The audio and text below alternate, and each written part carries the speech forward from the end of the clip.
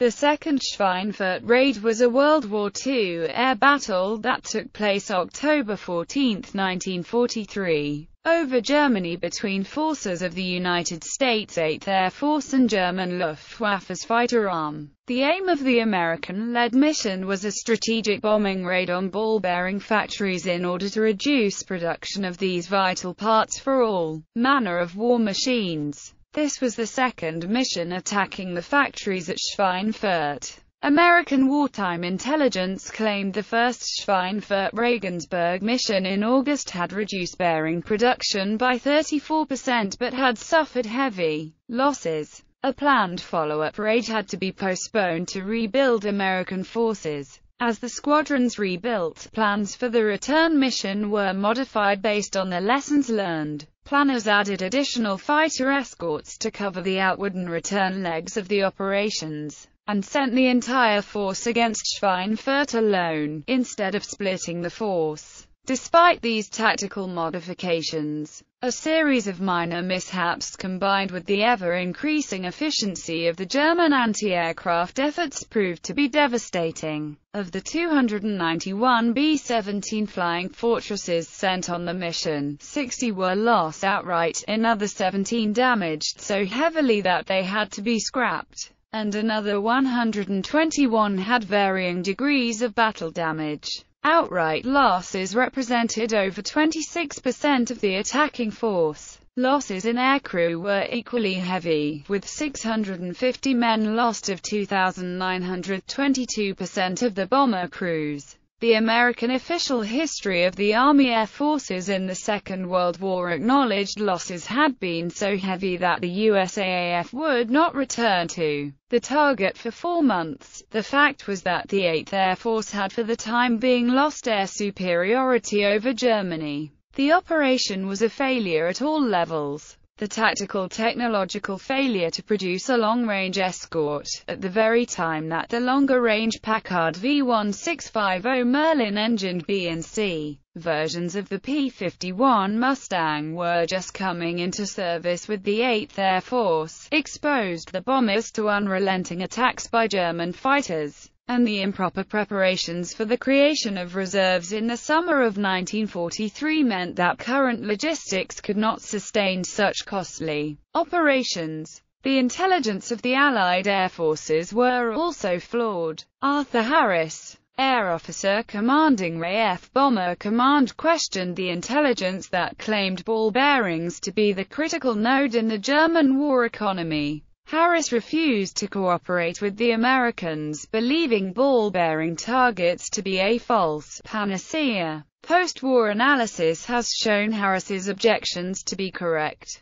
The Germans had built up enormous reserves of ball bearings and were receiving supplies from all over Europe, particularly Italy, Sweden and Switzerland. The operation against these industries would, even if successful, have achieved little. By 1945, the Germans had assembled more reserves than ever before. Mission factories in and around Schweinfurt accounted for a significant amount of German ball-bearing production. The Kugelfischer plant produced 22%, and the Vereinigte Kugellagerfabrik in Iron II produced 20%. And another 1% came from the Fichtel and Sachs factory. After the German ball-bearing bottleneck had been identified in 1942 and ball bearings had been named the second most vital point-blank industry for the combined bomber offensive in March 1943, Schweinfurt's ball-bearing plants were selected for a second air raid after being bombed during the August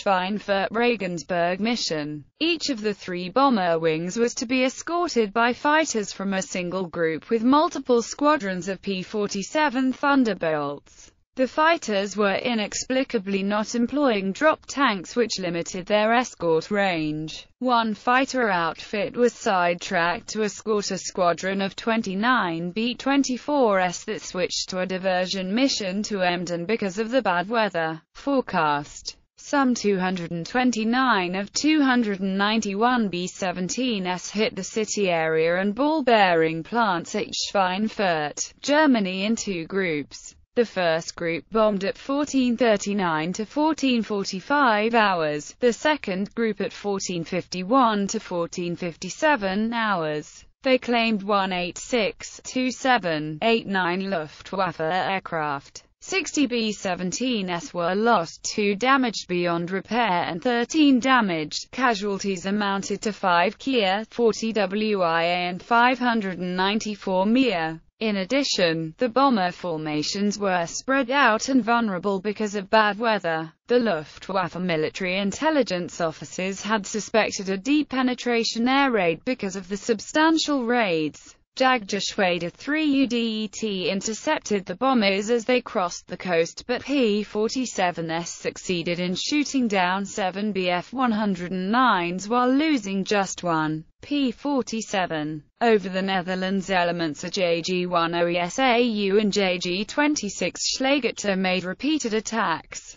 The 305th Bomb Group lost 13 of its 16 B-17s in minutes. The B-17s were attacked after bombing by fighters that had refueled and rearmed. A total of 13 bombers were shot down by German fighters and flak, and 12 bombers were damaged so badly that they crashed upon return or had to be scrapped. Another 121 bombers returned with moderate damage. Of 2,900 crewmen, about 254 men did not return, while 5 killed in action and 43 wounded were in the damaged aircraft that returned. Among the most seriously affected American units was the 306th Bomb Group. It lost 100 men. 35 died on the mission or of wounds and 65 were captured. The 305th Bomb Group lost 130 men, with 36 killed. The defensive efforts of both JG-1 and JG-11 during the Black Thursday raid are said to have included substantial use of the BR-21 unguided standoff rockets against the USAAF combat boxes, as both Luftwaffe fighter wings had started use of the ordnance some 6 months earlier. Result: although the Schweinfurt factories were badly hit, the mission failed to achieve any lasting effect. The production of ball bearings in the factories was halted for only 6 weeks, and Germany's war industry could easily rely on its substantial inventory of ball bearings, as well as a large production surplus.